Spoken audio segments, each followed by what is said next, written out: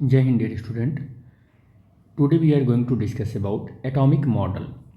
But atomic model को जानने से पहले आपको ये पता होना चाहिए कि स्ट्रक्चर ऑफ एटम क्या होता है, स्ट्रक्चर ऑफ न्यूक्लियस क्या होता है। तो अगर आपको स्ट्रक्चर ऑफ एटम या स्ट्रक्चर ऑफ न्यूक्लियस पता है, इलेक्ट्रॉन पता है, प्रोटॉन पता है और ये सारी चीज़ें पता हैं, तब आपको एटॉमिक मॉडल का में ये जो मैं इन्फॉर्मेशन दूंगा वो आपको अच्छे से समझ में आएगा। और याद रखना कि एटॉमिक मॉडल का मतलब मैं यहाँ प्रॉपर कोई मॉडल नहीं बताने वाला हूँ कि Rutherford atomic model, Dalton atomic model या फिर बोर-वरी एटॉमिक मॉडल। मैं प्रॉपर एटॉमिक मॉडल नहीं बताने वाला हूँ। एटॉमिक मॉडल से यहाँ पर हमारा एम ये होगा कि एटम का कॉन्स्ट्रक्शन कैसे बनता है, मतलब एटम का क्या हाइपोथेटिकल सिंबल है और उसका न्यूक्लियस कहाँ होता है, ऑर्बिटल कहाँ होता है, इलेक्ट्रॉन कैसे रिवॉल्व करते हैं, किससे हम रिप्रेजेंट करते हैं। एटॉमिक मॉडल से ये मतलब है, मतलब एटम को कैसे रिप्रेजेंट करते हैं। एटॉमिक मॉडल से यहाँ पर मेरा अप्रोच ये है, ना कि हम यहाँ पर एटॉमिक मॉडल की पूरी हिस्ट्री बताएं कि डाल्टन एटॉमिक मॉडल क्या है, रदरफोर्ड एटॉमिक मॉडल क्या है, बोर-वरी एटॉमिक मॉडल क्या है, समरफील्ड एटॉमिक मॉडल क्या है, और ये सारी चीज़ों का अप्रोच मेरा नहीं है। तो सबसे पहले अगर मैं आपसे बात करूं तो एटॉमिक मॉडल की इस हेडिंग में, तो एटम के बारे में ये बोला गया कि एटम इलेक्ट्रिकली न्यूट्रल है। अगर एटम इलेक्ट्रिकली न्यूट्रल है, एटम इलेक्ट्रिकली क्या है, न्यूट्रल है। अब अगर एटम इलेक्ट्रिकली न्यूट्रल है तो इस बात को आप कैसे प्रूव करोगे कि इलेक्ट्रिकली एटम न्यूट्रल है। तो इस बात को प्रूव करने के लिए आप ये कह सकते हो कि न्यूक्लियस में रिसाइड करने वाला जो पार्टिकल है जिसको प्रोटॉन आप बोलते हो, उस प्रोटॉन पर जो चार्ज है, तो आप ऐसा कह सकते हो कि चार्ज ऑन द प्रोटॉन। आप ऐसा बोल सकते हो कि charge on the proton is equal to charge on the electron. और आप ये कह सकते हो कि प्रोटॉन कहाँ पर रिसाइड करता है, न्यूक्लियस के अंदर रिसाइड करता है। और ये अगर न्यूक्लियस के अंदर है तो ये कहाँ पर है, ये न्यूक्लियस के बाहर है। यानी कि आप इसके लिए कहोगे कि आउटसाइड ऑफ न्यूक्लियस है। तो अब ये आउटसाइड ऑफ न्यूक्लियस है तो कहाँ पर है, तो ये एक स्टेशनरी ऑर्बिटल में है, स्टेशनरी ऑर्बिटल में है। ठीक है, तो यहाँ पर है। प्रोटॉन पर कैसा चार्ज होता है, तो यू नो वेरी वेल कि इस पर पॉजिटिव चार्ज होता है। इस पर क्या होता है, पॉजिटिव चार्ज होता है। इलेक्ट्रॉन पर नेगेटिव चार्ज होता है। अगर मैं कहूँ आपसे कि किसी एटम के लिए आप हमें बताइए कि कितने प्रोटॉन या कितने इलेक्ट्रॉन या क्या होते हैं, तो आप इसके लिए बोलोगे कि नंबर ऑफ इलेक्ट्रॉन। अगर मैं कहूँ तो आप ये बोलोगे कि नंबर ऑफ इलेक्ट्रॉन को हम जेड से रिप्रेजेंट कर रहे हैं। और नंबर ऑफ प्रोटॉन के लिए अगर मैं कहूँ तो नंबर ऑफ प्रोटॉन, ये सब ग्राउंड स्टेट में बात हो रही है बेटे, जब कोई एटम किसी दूसरे से कोई इंट्रैक्शन कर नहीं रहा है। तो नंबर ऑफ प्रोटॉन कहूँ तो वो भी क्या होता है, जेड होता है। और मैं आपसे पूछूं कि नंबर ऑफ न्यूट्रॉन क्या होगा, तो आप तुरंत कहोगे कि नंबर ऑफ न्यूट्रॉन जो होगा, इससे पहले हमने डिटेल में बात की है कि आप a माइनस जेड कर देंगे।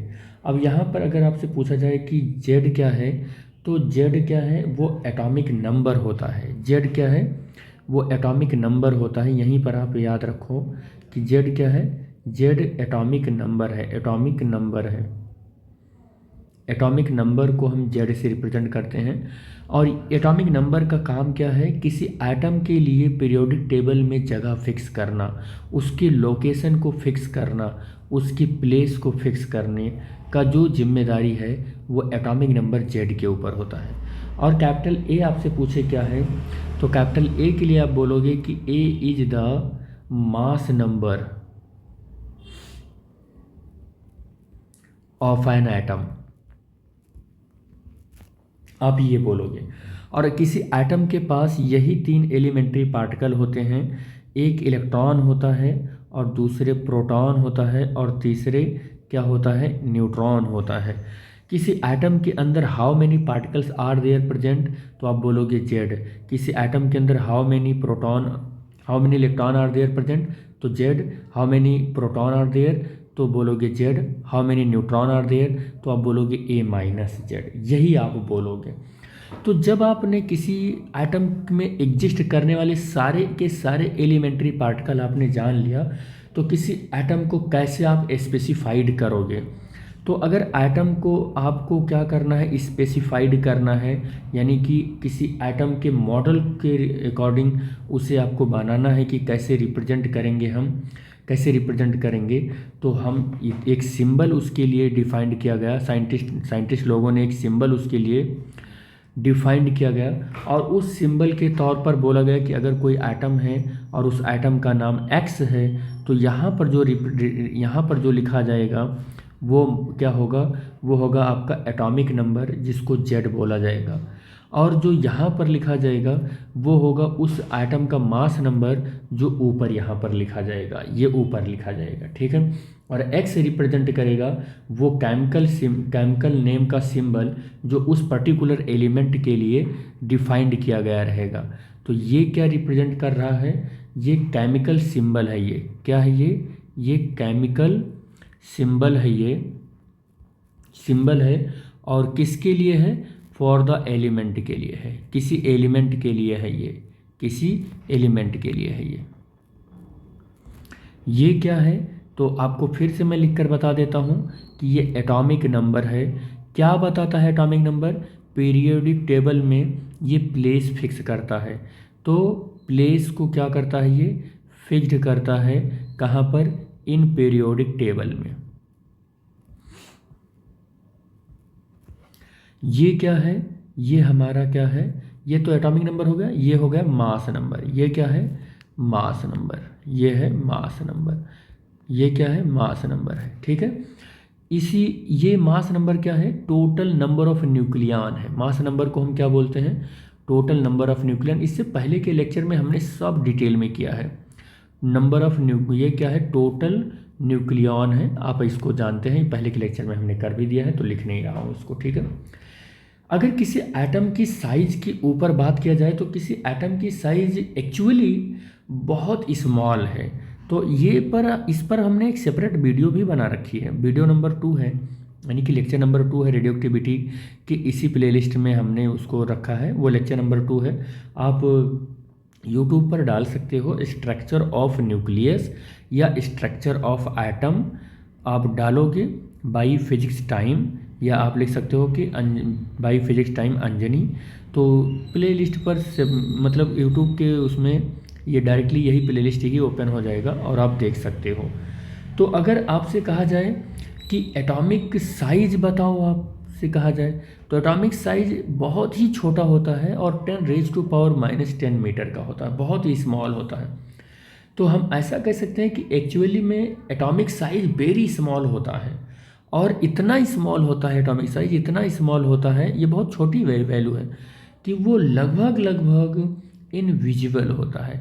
अब इनविजिबल का मतलब क्या हो गया कि हमें we can not be able to see with the naked eye, हम नंगी आंखों से उसको देख ही नहीं सकते हैं। लेकिन आपको एक चीज़ और बताते चलूँ मैं यहाँ पर, कि अभी हाल ही में एक एक्सपेरिमेंट में ये देखा गया, मतलब रिसेंटली मैं बता रहा हूँ कि एक एक्सपेरिमेंट में ये देखा गया कि एक मटेरियल है जिसका नाम है स्ट्रॉन्टियम। इसका क्या नाम है, स्ट्रॉन्टियम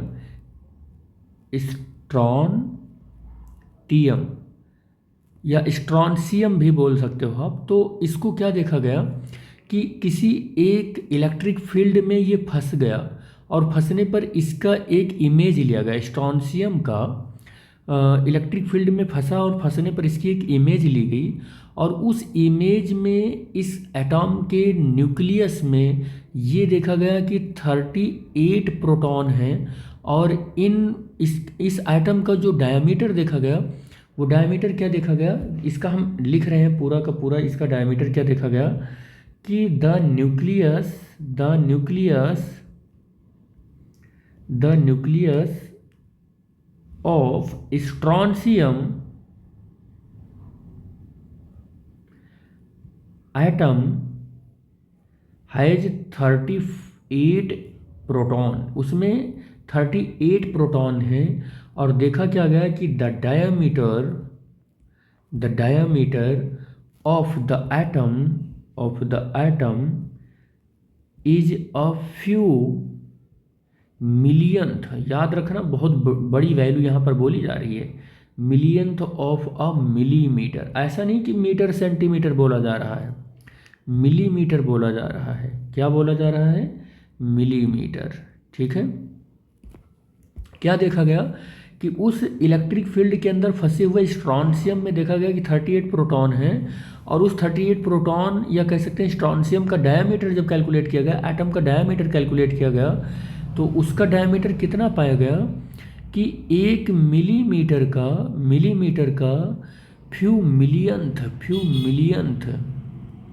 फ्यू मिलियंथ पार्ट देखा गया। मतलब 1 मिलीमीटर का भी मिलियंथ पार्ट करें तो जो आया है वो स्ट्रॉन्शियम का डायमीटर है, स्ट्रॉन्शियम एटम का डायमीटर है। अब आपको अंदाज़ा लग गया होगा कि इतना छोटा मटेरियल होता है, मतलब एटम होता है, कि we can not be able to see with the naked eye, हम नंगी आंखों से देख ही नहीं सकते हैं उस एटम को। केवल हम इसे इलेक्ट्रॉन माइक्रोस्कोप वगैरह से हम देख कर उसका एक वर्चुअल डेटा कैलकुलेट करके हम उस बात को लिख सकते हैं। ठीक है। तो ऐसे ही होता है।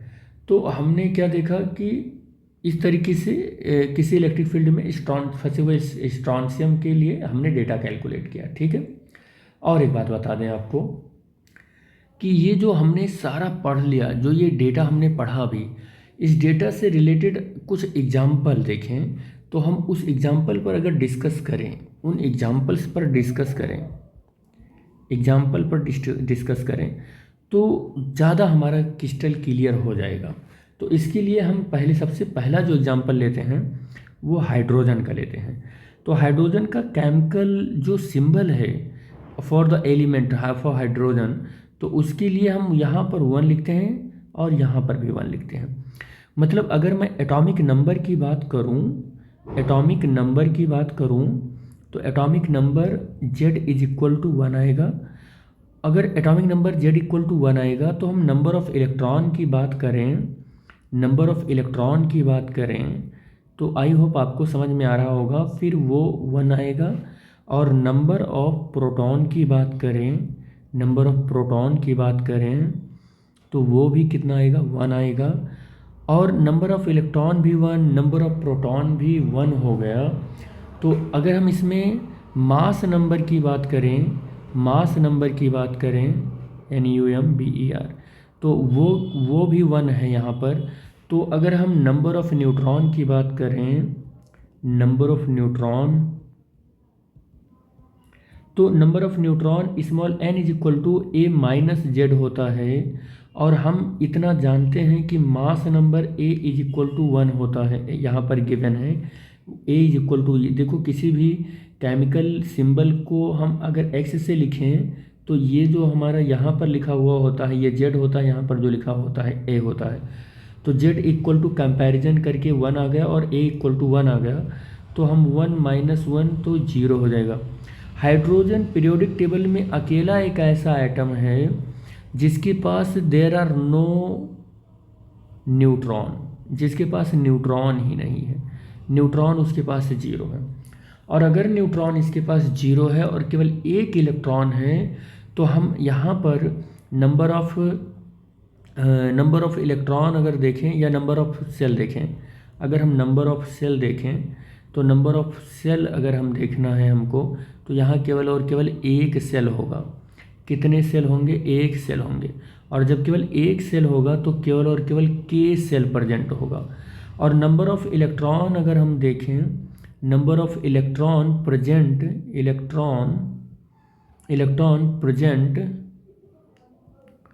प्रेजेंट इन K सेल अगर देखें तो हमको तो पता ही है कि 2n² होता है। और n की वैल्यू क्या होती है? वो नंबर ऑफ़ सेल होती है। n की वैल्यू नंबर ऑफ़ सेल होती है। n की वैल्यू अगर 1 रखें तो 1 का स्क्वायर करें तो यहाँ पर 2 इलेक्ट्रॉन आया। यानी कि हम ये कह सकते हैं कि K सेल में कितने electron, how many electrons are accommodate in K shell, तो हम ये कह सकते हैं कि 2 इलेक्ट्रॉन। लेकिन यहाँ पर एक चीज़ आपको समझ में आ रहा होगा कि हाइड्रोजन के पास केवल और केवल यहाँ पर एक ही इलेक्ट्रॉन है, तो और ज़्यादा से ज़्यादा के सेल में 2 इलेक्ट्रॉन रह सकते हैं। तो अगर अब हम क्या करें कि हाइड्रोजन एटम का सिंबल बनाएं, तो केवल एक प्रोटॉन तो न्यूक्लियस के अंदर रहेगा और 0 न्यूट्रॉन है, न्यूट्रॉन कोई है ही नहीं न्यूक्लियस के अंदर। तो बाहर जो ऑर्बिटल है इसको क्या बोलेंगे, ऑर्बिटल है। इस ऑर्बिटल में केवल एक ही इलेक्ट्रॉन डिसाइड करेगा, केवल एक ही इलेक्ट्रॉन डिसाइड करेगा, बिकॉज ऑफ यहाँ पर इलेक्ट्रॉन के पास एक ही इलेक्ट्रॉन है। तो हाइड्रोजन के पास एक ही इलेक्ट्रॉन है, तो एक इलेक्ट्रॉन यहाँ पर है। लेकिन ज़्यादा से ज़्यादा के सेल में 2 इलेक्ट्रॉन हो सकते हैं, लेकिन एक इलेक्ट्रॉन है तो एक ही रहेगा। तो ये हाइड्रोजन का सिंबल है, जिसे 1H1 बोलेंगे, यानी कि मॉडल ऑफ हाइड्रोजन एटम है ये क्या है, मॉडल ऑफ हाइड्रोजन एटम है ये, हाइड्रोजन एटम है ये। तो हमारा जो एक्सटेंशन था मॉडल पढ़ने का, वो ऐसा डाल्टन रदरफोर्ड एटॉमिक मॉडल नहीं था पढ़ने का, यही एटॉमिक मॉडल हमें पढ़ने का था जो हमने यहाँ पर देखा। तो यहाँ पर तो हाइड्रोजन के बारे में हमने बहुत डिटेल में एक्सप्लेन किया। हम एक दूसरे एग्जाम्पल से आपको ब्रीफली समझाने की कोशिश करते हैं कि आप क्या समझ पा रहे हो यहाँ पर, ठीक है। तो देखो मैं बता रहा हूँ आपको, जैसे एग्जाम्पल के तौर पर हीलियम ले लिया हमने, क्या ले लिया, हीलियम ले लिया। अब अगर मैं हीलियम की बात करूं तो हीलियम के लिए मास नंबर क्या है, तो हीलियम के लिए मास नंबर आपसे पूछें तो मास नंबर देखें तो A इज इक्वल टू क्या होगा, 4 होगा। क्यों 4 होगा, बिकॉज ऑफ अगर हीलियम की आप बात कर रहे हो तो आपके दिमाग में ये होना चाहिए। और अगर मैं किसी केमिकल सिंबल की बात करूं, अगर वो X है तो यहाँ पर जो लिखा है वो एटॉमिक नंबर है, और यहाँ पर जो लिखा है वो मास नंबर है। सॉरी, इसको Z होना चाहिए, इसको A होना चाहिए। जो यहाँ पर लिखा है ये मास नंबर है, ये एटॉमिक नंबर है। तो mass number A is equal to 4 आ गया। और अब यहीं पर मैं अगर एटॉमिक नंबर की बात करूँ, तो एटॉमिक नंबर अगर आपसे पूछा जाए तो एटॉमिक नंबर को आप Z से रिप्रेजेंट करते हो, और ये कितना है लिख सकते हो, इसको 2 लिख सकते हो। और अब इसका ये सिंबल हो गया, ये इसका क्या हो गया, सिंबल हो गया। अब आप यहाँ से क्या कंक्लूजन निकालोगे कि इट हैज़ 2 प्रोटॉन, तो इट हैज़ 2 प्रोटॉन मतलब अगर मैं प्रोटॉन पूछूं तो प्रोटॉन आप 2 बता दोगे। अगर मैं आपसे कहूं कि जेड की वैल्यू क्या है तो आप 2 बता ही दोगे। और अगर मैं आपसे पूछूं इलेक्ट्रॉन कितने हैं तो इलेक्ट्रॉन तो आप बता ही दोगे कितने हैं, इलेक्ट्रॉन 2 होंगे। जितने नंबर ऑफ प्रोटॉन उतने ही नंबर ऑफ इलेक्ट्रॉन होंगे। आपसे मैं पूछूं कि न्यूट्रॉन कितने हैं, तो न्यूट्रॉन का कैलकुलेशन के लिए आप तुरंत A माइनस जेड का फार्मूला लगा देंगे, और A की वैल्यू 4 है, और प्रोटॉन का मतलब नंबर ऑफ प्रोटॉन का मतलब हो गया एटॉमिक नंबर Z। तो ये आप 2 लगा दोगे और ये कितना आ जाएगा, 2 आ जाएगा। तो नंबर ऑफ न्यूट्रॉन भी आपको मिल जाएगा, कितना मिल जाएगा, 2 मिल जाएगा। अब आपसे पूछें कि इसके पास मैक्सिमम नंबर ऑफ इलेक्ट्रॉन कितने हैं, तो मैक्सिमम नंबर ऑफ इलेक्ट्रॉन इसके पास 2 हैं। तो आपको पता है कि 2n² से नंबर ऑफ इलेक्ट्रॉन कैलकुलेट करो, n इक्वल टू 1 रखो, तो 2 इंटू 1 का स्क्वायर करोगे 2 आ जाएगा, और 2 आ जाएगा तो आप ये कंक्लूजन निकालोगे कि मैक्सिमम इलेक्ट्रॉन 2 होते हैं तो केवल के सेल में होते हैं।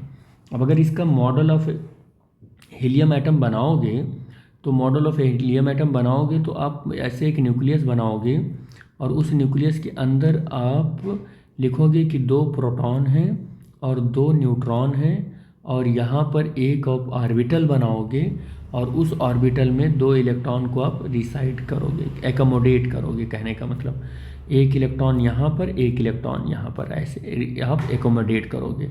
और इसको आप नाम क्या दोगे, नाम क्या देने वाले हो, model of helium atom, model of helium atom, helium atom. ऐसे आप तीसरा एग्जाम्पल भी ले सकते हो, थर्ड एग्जाम्पल भी ले सकते हो। मान लो कि आपने जो थर्ड एग्जाम्पल लिया वो थर्ड एग्जाम्पल सोडियम एटम है। क्या है, सोडियम एटम। आपने थर्ड एग्जाम्पल लिया सोडियम एटम। तो सोडियम एटम का एटॉमिक नंबर कितना होता है, तो वो भी आपको पता है एटॉमिक नंबर कितना होता है। तो एटॉमिक नंबर की अगर हम बात करें तो इसका atomic number Z is equal to कितना होता है, Z इक्वल टू 11 होता है। मास नंबर की अगर हम बात करें, मास नंबर की बात करें तो mass number capital A is equal to 23 होता है। कितना होता है, 23 होता है। तो अगर आप इसका अगर देखोगे तो प्रोटॉन कितना होगा, तो प्रोटॉन Z के इक्वल होता है, तो 11 हो जाएंगे, प्रोटॉन हो जाएंगे ये।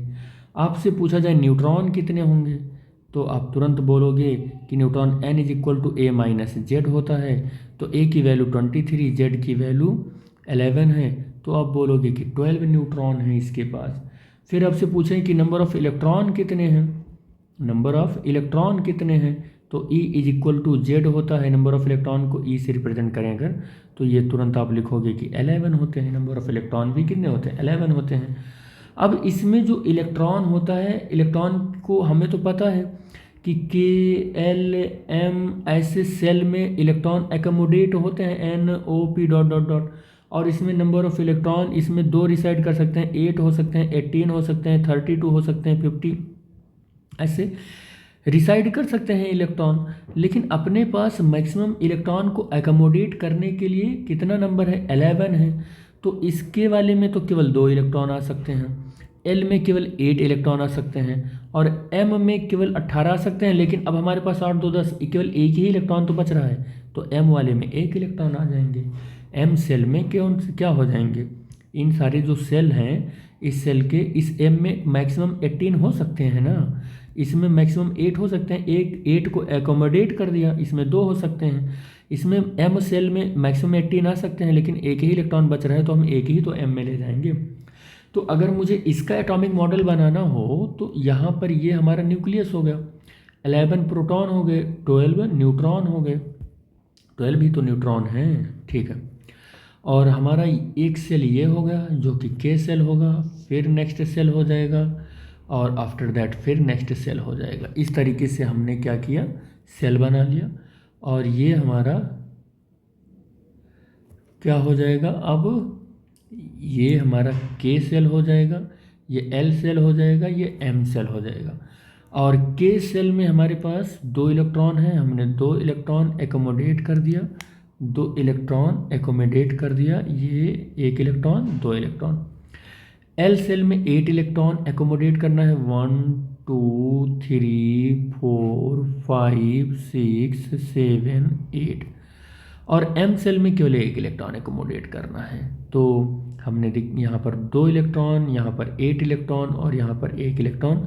और दिस इज कॉल्ड, इसको हम क्या बोलेंगे, this is called model of sodium atom, model of sodium atom. ये सोडियम एटम का मॉडल है, ठीक है, ये सोडियम एटम का मॉडल है। इसमें कुछ बातें और भी आपको बताएंगे, ये तो कुछ एग्जांपल्स थे। ऐसे आप किसी भी एटम का इलेक्ट्रॉनिक कॉन्फ़िगरेशन ऐसे KLM के ऐसे करके और आप उसका एटॉमिक स्ट्रक्चर आप बना सकते हैं बेटे। और इसमें जो इन्फॉर्मेशन है वो बड़ी ही इम्पोर्टेंट इन्फॉर्मेशन है। और इसमें आप क्या बोल सकते हो, जैसे मैं बोल रहा हूँ कि पॉइंट नंबर 1, कोई अगर एटम है और वो एटम किसी मतलब atom undergoes the chemical change, मान लो कोई एक केमिकल चेंज हो रही है, तो केमिकल चेंज होती कब है, तो ये आपको पता होना चाहिए लो एनर्जी पर। यानी कि आप ऐसा कह सकते हो कि if an atom undergoes a chemical change occurring at a low energy, तो लो एनर्जी से कोई एटम अगर गुजर रहा है तो याद रखना कि वहाँ पर जो चेंज आएगा वो number of electron in orbital में आएगा। यानी कि अगर लो एनर्जी पर कोई अगर केमिकल चेंज हो रही है तो कहाँ पर होगा, वो होगा change in the number of orbital electron, orbital के इलेक्ट्रॉन में चेंजिंग आएगा ऑफ एटम। हम ऐसा कहना चाह रहे हैं, हम ऐसा इस बात को कहना चाह रहे हैं कि किसी एटम की में जो ऑर्बिटल होते हैं, ये ऑर्बिटल अगर कहीं, ऑर्बिटल के इलेक्ट्रॉन अगर कहीं पर पार्टिसिपेट कर रहे हैं और तब अगर कुछ हो रहा है तो हम ये बोलेंगे कि ये केमिकल चेंज है। ये क्या बोलेंगे, केमिकल चेंज है। क्या है ये, केमिकल चेंज है। और यहाँ पर जो एनर्जी मिल रही है वो केमिकल एनर्जी है। कौन सी एनर्जी है, केमिकल एनर्जी है। ये बात हम कहना चाह रहे हैं।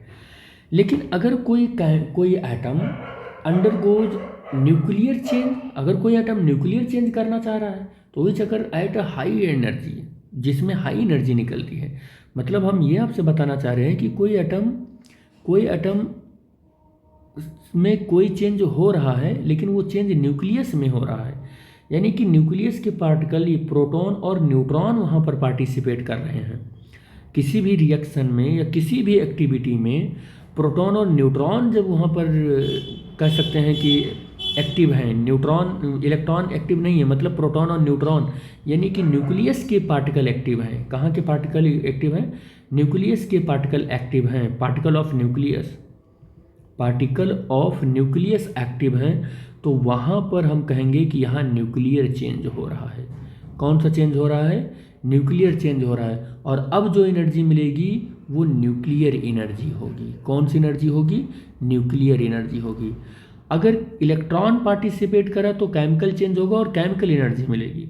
न्यूक्लियस में रिसाइड करने वाले पार्टिकल, प्रोटॉन या न्यूट्रॉन, अगर वहाँ पर पार्टिसिपेट करते हैं तो हम बोलेंगे कि पार्टिकल ऑफ न्यूक्लियस यहाँ पर पार्टिसिपेट कर रहे हैं तो न्यूक्लियर चेंज होगी, और न्यूक्लियर इस तरीके की एनर्जी को हम न्यूक्लियर एनर्जी बोलेंगे। ठीक है, यानी कि न्यूक्लियन ने यहाँ पर पार्टिसिपेट कर दिया। इसी क्रम में जो हमारा सेकंड इम्पॉर्टेंट नोट है वो क्या है कि कोई भी न्यूक्लियर चेंज होता है, न्यूक्लियर चेंज में जो एनर्जी हमको मिलती है वो मिलियन इलेक्ट्रॉन वोल्ट की एनर्जी मिलती है, यानी कि बहुत ह्यूज अमाउंट ऑफ एनर्जी मिलती है। और इस चेंज को कराने के लिए हमको ह्यूज अमाउंट ऑफ एनर्जी की ज़रूरत भी होती है, और इतनी ह्यूज अमाउंट ऑफ एनर्जी की ज़रूरत होती है कि हम ये कह सकते हैं कि हाई टेम्परेचर और प्रेशर की ज़रूरत पड़ती है। टेम्परेचर और प्रेशर की ज़रूरत पड़ती है। अप्रॉक्सीमेटली 10⁻⁷ केल्विन के टेम्परेचर पर ऐसा कह सकते हैं कि न्यूक्लियर चेंज करने के लिए रिएक्शन करवाना पड़ता है, या हम कह सकते हैं कि बहुत हाई टेम्परेचर या प्रेशर के होता है। लेकिन कहीं पर भी अगर केमिकल चेंज होता है या केमिकल एनर्जी हमको मिलती है तो बहुत ज़्यादा से ज़्यादा अगर मिलेगी तो कुछ यानी कि फ्यू इलेक्ट्रॉन वोल्ट में ही मिलती है वो एनर्जी। हम अगर कंपैरिजन में बात करें न्यूक्लियर चेंज में मिलने वाली एनर्जी या लगने वाली एनर्जी से, तो केमिकल चेंज में फ्यू इलेक्ट्रॉन वोल्ट ही एनर्जी मिलती है, लेकिन न्यूक्लियर चेंज में ह्यूज अमाउंट ऑफ एनर्जी मिलती है या प्रोड्यूस होती है, और ये रिएक्शन बहुत हाई टेम्परेचर और प्रेशर पर होता है। और ये रिएक्शन नॉर्मल टेम्परेचर और प्रेशर पर भी हो जाता है। केमिकल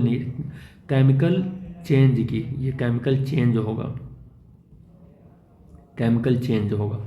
तो केमिकल चेंज का रिएक्शन बहुत ही लो टेम्परेचर प्रेशर पर भी हो सकता है, लेकिन न्यूक्लियर चेंज का रिएक्शन बहुत हाई टेम्परेचर और प्रेशर पर होगा, और ह्यूज अमाउंट ऑफ एनर्जी उसमें लगेगी भी और मिलेगी भी। मतलब कह सकते हैं बहुत हाई टेम्परेचर हो तभी ये रिएक्शन स्टार्ट होगा, और इसका लो टेम्परेचर प्रेशर हो तो भी ये रिएक्शन स्टार्ट हो जाता है।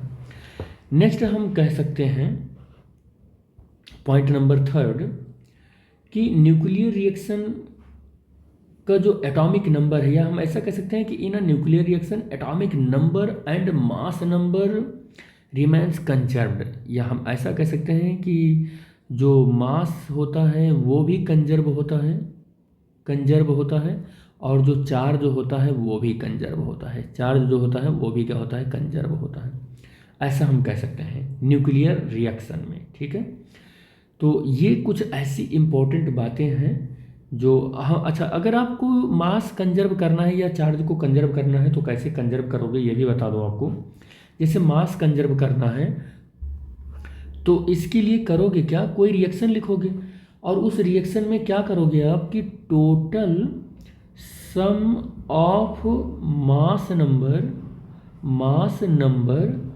Of reactant is equal to the total sum of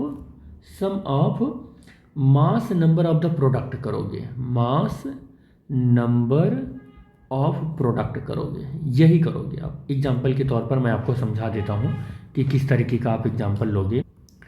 मान लो आपने एक रिएक्शन लिखा, वो रिएक्शन है यूरेनियम 92 235, इस पर एक न्यूट्रॉन का आपने बम्बार्डमेंट करवा दिया और आपको मिल गया 57। और बेरिलियम को लेकर बना लेते हैं हम 56 बेरियम नहीं, बेरियम, और प्लस क्रिप्टॉन 3689 प्लस 0 और प्लस एनर्जी। ये आपका रिएक्शन है। तो अब इसको कैसे चेक करोगे कि मास भी कंजर्व है, सब कुछ कंजर्व है? तो टोटल सम ऑफ द, जो इधर लिखा हुआ होता है ये क्या होता है? ये रिएक्टेंट होता है। ये क्या होता है? रिएक्टेंट होता है। इधर जो लिखा होता है वो क्या होता है? ये आपका प्रोडक्ट होता है। और ये पूरा क्या है आपका? ये आपका केमिकल रिएक्शन है। ये क्या है? ये रिएक्शन है, केमिकल रिएक्शन है ये आपका। तो हमने क्या कहा कि total sum of the mass number of the product. अब प्रोडक्ट का आप क्या कर रहे हो? मास नंबर आपने देख लिया, देखो 235 और प्लस 1 236 हो गया। ये प्रोडक्ट रिएक्टेंट का आ गया।